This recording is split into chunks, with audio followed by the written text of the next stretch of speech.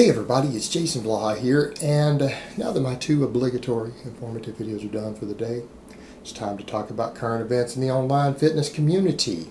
And I'm going to go in a little hard on this one, but I want to give you guys a disclaimer up front. So let me go ahead and put on my +5 out of weaponsmithing, work on skilling up my crafting a little bit, and let's talk about this. Alright guys, you guys know that Netherbeast, aka Bogey, I'm not going to give his full legal name. I'm not going to do that. I feel like at this point that would be inappropriate. Other people are putting it out there. I'm not going to do that. The reason for that, and my disclaimer, is that he is claiming he's out of this because his family has been threatened. He's been threatened, everything else that he's done. This isn't worth it to him. I can appreciate that fact because I actually don't wish the guy ill will. I think he's a con man. I think he's a little crazy. But that doesn't mean that I wish him ill will. And what I want to tell you guys, because I've been through this for years, members of my family, members of Brittany's family have been threatened and harassed due to me being a YouTuber and things people don't like or they think that I've lied about or whatever else. They've been threatened. People I love have actually been victims of swatting and have had armed response teams pretty much come to their house. This is serious stuff, and so what I would tell people out there, I think you guys need to respect that fact. If you watch and enjoy my channel and you like me in any way, alright, if you're a fan of my work, then I'm going to ask you that out of respect for me and the fact that my loved ones have been through this, that you guys leave this guy alone. Leave his family alone, leave this guy alone. We can have fun on the internet, we can laugh about stuff online, but there is a point to where it is going too far, and if you respect me in any way and you're a fan, I'm going to ask you to please leave him and his family alone. And absolutely leave his family alone. Do not try to contact them. Don't harass them. That is totally not cool. And it's illegal for you to do so. Like, I can tell you right now, I've already got law enforcement involved with a lot of the stuff that's happened to my family. He does the same to you guys. You're going to be in trouble. It's not cool at all. Alright, we need to shut that shit down. Like Negan. Now, on to the point. What I thought was interesting, he had to immediately, in his parting arguments, throw me into it, as if I've really wronged him in some way. And I'm going to flip party a little bit in here. And here's the other thing. Now, because people are slandering me so badly, someone like Alex, who supported me, who has a 100% bulletproof channel, and, you know, only a person like Jason Blaha would accuse him of anything. Now Alex is going to get slack from haters or flack from haters or people that are just going to say, he's a fool for supporting me because I'm fake. And that's bullshit. Because I'm not fake, and Alex isn't fake at all. I 100% believe that. I 100% believe in everything about him, and he doesn't deserve this. Because yeah, he shut his channel down, and it's interesting that he had to throw in there that I'm going to use this against Alex, and I'm going to use this against AlphaDestiny. Of course I am, and he knows that because I said that before. In my comments I said, no, I don't want to give this guy publicity. I'm not interested in giving him publicity. He jumped up and he made a really long negative video about me, even though I never had mentioned him in a video, and I didn't want to. He sent a bunch of his fans to my pages to ask me what I think about him, and I basically just said, look, the guy's a fake natty doing fake lifts, and he's a charlatan. I don't want to give him any publicity. All right, I'm not going to make a video, right? And he took that as an attack on him, that I don't want to discuss someone is an attack on them. Like, he actually used that as he was angry about the fact that I wouldn't make a video about him. I mean, what a con. So then, because I even made those statements in my comments in writing, that validated him making a whole video to use me for publicity. It got over 20,000 views. Because, I mean, you make a video about me, guys. You're a small fitness channel, man. You make a video about me, you're going to get some views. You're going to get some views. I am an economy. I get it. A lot of guys try to use me to climb up. But in this case, he did that. And since he jumped in and was butt buddies with Alex, Alex did jump in, and Alex did back him. Well, Alex has got up and gave him over an hour-long interview, has discussed him, and talked about what a great guy he is, and his methods are great, and he's sure he's natty. And this kind of goes back to the point I make about Alex. You guys, if you like Alex, that's fine. You guys have a right to do that. You know what? You're entitled to your opinion. You're entitled to like or hate whoever you want. That's not my business. I simply see Alex is a bit of a con man because of the unconventional lifts, and the way he markets it and pretends that he's stronger than he is. And then people jump in and say, oh, well, he's not trying to be strong. He's not trying to be a power lifter. He's trying to show people how to gain hypertrophy through these unconventional lifts. Well, these unconventional lifts don't have the same hypertrophy potential that the conventional lifts do. So it's a complete oxymoron. You know, doing accommodating resistance and partials and things like that can't build as much muscle. It doesn't have the capacity. You can build a lot of muscle, but biomechanically speaking, you can't build the same muscle. You can't. And I'm going to get into all the fakery in a minute, a little bit about it. But, you know, he's pulled the same thing of saying, well, Jason Blaha is the only one who says anything negative about strap-on. That's not true.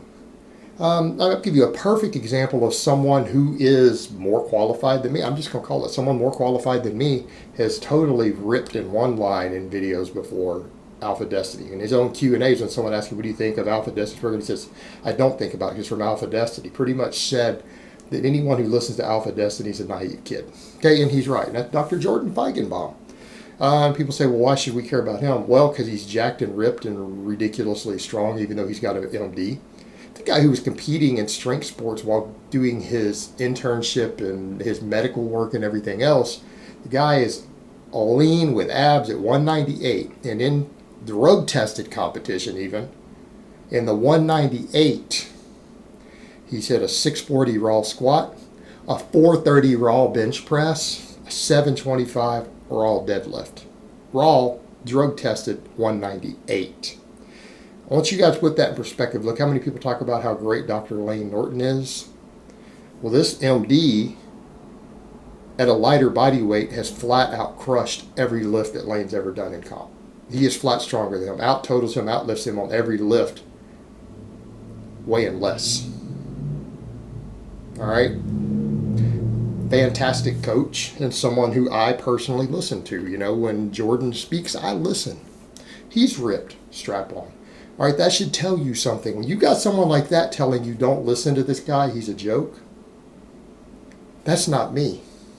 That's not me. That's someone with absurd amounts of credentials as a coach and an athlete saying the same thing. Every strength coach that we talk to, that I talk to behind the scenes, they all have the same opinion. It's not me, guys. It's everyone with any credibility in the industry thinks he's a joke. And that's the point. Yeah, he jumped on and endorsed this guy. You guys don't know the half of it. I mean, people talked about with the fake lifts. Yeah, those fake lifts are fake. And the guys, it's not just theory.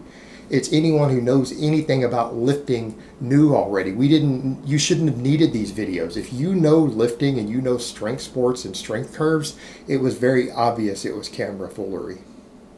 And he does, and that's why guys like Alex gravitated to him, because they have a lot of the same philosophy of that trickery. The perfect example, and I'll get to the unconventional lifts in a minute, but Alex does trickery on camera, like the 225 overhead press. All right, you guys have seen me legitimately, no question about it, pause on my chest, strict press 225 over my head. I've done it on camera, right?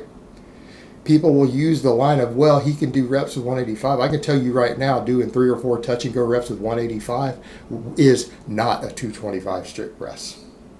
It is not the same.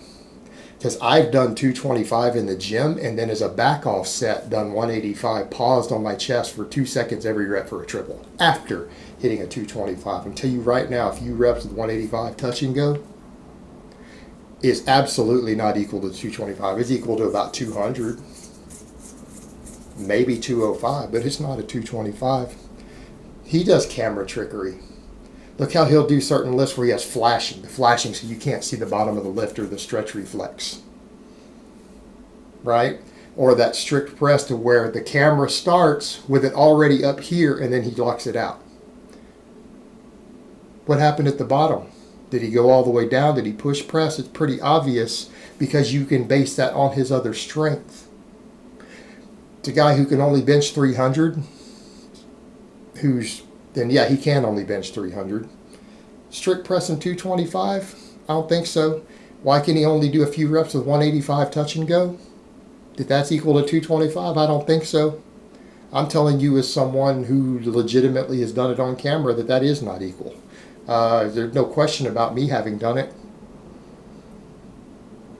We did the full walkout, The wrist wrapping, the full deal, paused on the chest, pressed it.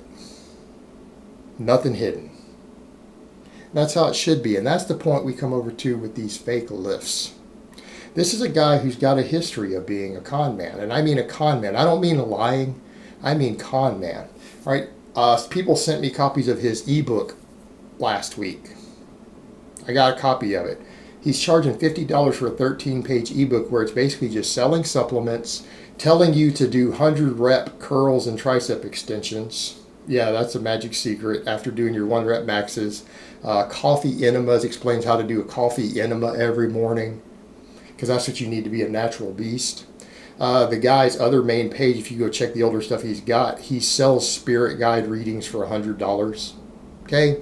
Guy sells spirit guide readings for $100. All right? He is a professional shaman. And the people who's claiming that he's helped them, I had a guy make a little video that got sent to me. I watched it. One of his followers, or I guess is paid for all this stuff, is talking about the amazing gains he's helped him make. It's a kid who can't even hit depth on a squat, has been training for years, and is weaker than 90% of people are 6 months into any of my free programs. He has no strength. And that guy got angry at me for attacking him when I had never made a video about Nether. But you know, the thing is, he's got a long history of being a con man. All right, we can set all the alien stuff aside. I don't know, maybe aliens are real. Maybe he really does talk to mantis people and reptilians and lion people. I don't know. He's made videos about it, long videos about it. I don't know. Maybe he has. I can't disprove that. I can't disprove that. But we can look at the lifting and tell it's fake. Also, the fact that he claims Natty and he has marketed and reviewed pro hormones years ago under his real legal name when he was an MMA fighter. Because that is his other sport, by the way. He said he competes in other sports, MMA fighter. All right, he's got a history of this, and Alex threw right in with him. It's peas in a pod. And yeah, that is something that needs to be looked at with Alex. And that's when I say that, and people get angry and say, oh, how could you do that? How could you say he's a con man? Well, the unconventional lifts, the camera trickery, and then selling it and marketing it when all the strength coaches are saying he's an idiot. People who are legitimately strong, who coach legitimate athletes, are calling the guy an idiot. Let that sink in. It's all trickery. That's why he threw in with someone like Nether. That's why he threw in. But yeah, the fake lifts, and there's plenty of breakdowns. I'll link one down below for anyone curious. It's stuff that we all saw. I was talking with other coaches and stuff out there about his lifts a few days ago, last week, before this stuff came out. We all agree about the fake lifts, possibly fake plates, reverse bands. Everyone agrees who saw this. It's pretty much universal. Like anybody who knows anything about lifting, it's not even really subject to debate. And it's all done intentional with tricky camera angles. But yeah, I'll link below a video breaking it down for you who are curious. That's fine. Go check it out. And that's the thing that people need to remember. When people start marketing unconventional lifts, we've known in strength sports for years unconventional lifts are a way to hide your strength. Because people who don't want people to know that they aren't as strong as other people don't want to do the conventional lifts, because conventional lifts have standards in place. And in powerlifting, will catch you. The reason powerlifters are the ones who caught him, it's not just because they're powerlifters, it's because we come from a strength sport that has a long history of people cheating. All right, powerlifting is full of so many cheaters that it blows the mind. Like, people have found ways to cheat. There's a reason in powerlifting now to why for your lifts to be counted, the plates have to be calibrated. There are multiple judges watching you, like on a bench press. There is a judge watching your feet to make sure that your feet don't shift on the bench press, and he'll disqualify you. There's a judge watching your ass to make sure that it doesn't break contact with the bench when you use leg drive. They'll disqualify you. The reason for that is because when you start using the non-conventional variations, you can lift more weight sometimes than you're capable when compared to other people, and it makes you look stronger than people who are legitimately stronger than you. It's not a fair comparison, but it's a good way to market. and make yourself look strong. And it used to be, it was just done just as bravado, to claim strength. Now it's turned into an industry to where people are using this stuff to sell ebooks and products. Oh, look how strong I am. I have products for sale. It's as bad as the fake natties. Fake lifts are as bad as fake natties. It's the same level of conning. It's fake lifts. And you want to see what I'm talking about of how they don't carry over, how they aren't the same. I mean, Alex is the perfect example. Everyone was talking about how amazing his 700-pound high-handle trap bar was. And I tried to tell guys that's not the equivalent of a deadlift. It's not. And then he missed a 585 with straps on a sumo. He failed, but he couldn't lock it. So you're telling me that, that's an amazing feat, but he couldn't lift the 585. The most we've ever actually legitimately seen him lift is 500 for 3 on a deadlift. And that's not bad for his body weight. I mean, no one's going to call that weak. I'm not. And he is strong at chin-ups. The guy is legitimately strong at chin-ups. Right? I'm not going to take that away from the guy, but he cheats on all this other stuff, claims accommodating resistance on bands. Well, it's 450 at the lockout and 330 at the bottom. Then why can't you lift 330 with a barbell? If you can press 330 off your chest and lock 450 or whatever at the top, you should be able to take a barbell with 330 and press it. But he can't. His 315 wouldn't even count. We fall back to the standardized lifts. The most we've ever seen him do was a pen press with 295. Probably puts him at about a 300. Probably a 300 bencher. For his body weight, that's not bad. But that trickery, it tricks people. And we've known this. And powerlifting has people cheat all the time. Right? There's a reason you got to check inside people's knee wraps. Because, guys have been caught hiding tennis balls inside their knee wraps. People have been caught hiding metal bracing inside their singlets. Sometimes with spring to it to help them lift more weight. This is stuff that's happened. There's a reason powerlifters are skeptical of a lift, because we've seen people cheat for years and years and years. For decades, we've watched people cheat for a trophy. For a trophy. And now that people are making money off this stuff, oh, look how strong I am, buying my ebook. You're damn right we're going to be skeptical. You're damn right we're going to look for everything you can do to hide it. And rightfully so, because now it's no longer just cheating for a medal, it's cheating to con kids out of their money to buy an ebook. And you see either one of these guys producing big, strong people. I don't. I'm looking at the guys who review their stuff. I'm looking at the guys who do their methods in their videos. They're all tiny and weak still. It should tell you something. It should tell you something. And people say, well, what about Bugenhagen with the unconventional lifts? Well, Bugenhagen does them for fun. He's not selling ebooks. He's not selling coaching services. He has a background as a legitimate strength and conditioning coach. He has competed in multiple sports successfully. He's competed in powerlifting in a standardized platform where he had to compete against other lifters, and Bugenhagen is strong. The guy has benched 385 in competition, and he has deadlifted 600 pounds in competition. All right, you can't take that away from him. He has proven himself compared to other lifters. We know how strong he is. We know how strong he is. He's a 600 deadlifter. That's not shabby. Think anyone's going to call a 600 deadlift weak? I'm sure as hell not. But he did it legit, no straps, meet legal, passed by the judges. He's done a legit 385 pause bench in front of judges who were watching to make sure his butt didn't come off the bench, who made sure he paused, who made sure his feet didn't move. All right? We know how strong Bugenhagen is. There's no question about it. See, he's still strong on the conventional stuff. He does the others because it's just fun for him as someone who has like 20 years of lifting experience, because he's just a little bored. But at the end of the day, unconventional lifts are used to market BS.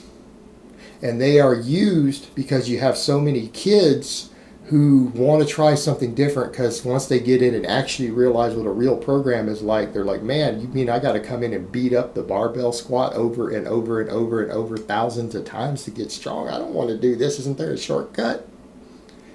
Can't I just squat reverse bands and knee wraps and get really strong at the top, and it'll carry over. See if I can walk out 400 at the top. That'll turn my 225 squat into a 400, right? Man, I can change bands and change every workout, so I don't have to do the same thing every single day. I don't have to squat all the time. I don't have to deadlift off the floor all the time. Can I just do some reverse band or some Jefferson deadlift? Can I just change it all the time? I get bored. This is boring. This is hard. I got to do the same heavy ass lifts over and over and over for the next 5 years to get big and strong. They're selling them shortcuts and trickery. That's all it is. And it doesn't work. It doesn't work. Conventional training works. It's conventional for a reason. You want to get big and strong, you need to get brutally strong on the big basic lifts. And that means you're going to have to put in a few years of really hard work under the iron. And sometimes it's going to get boring. Sometimes you're going to fail. All right? But that's reality. It's the concept, they always call it over at Barbell Logic, of voluntary hardship. And sometimes it's grueling.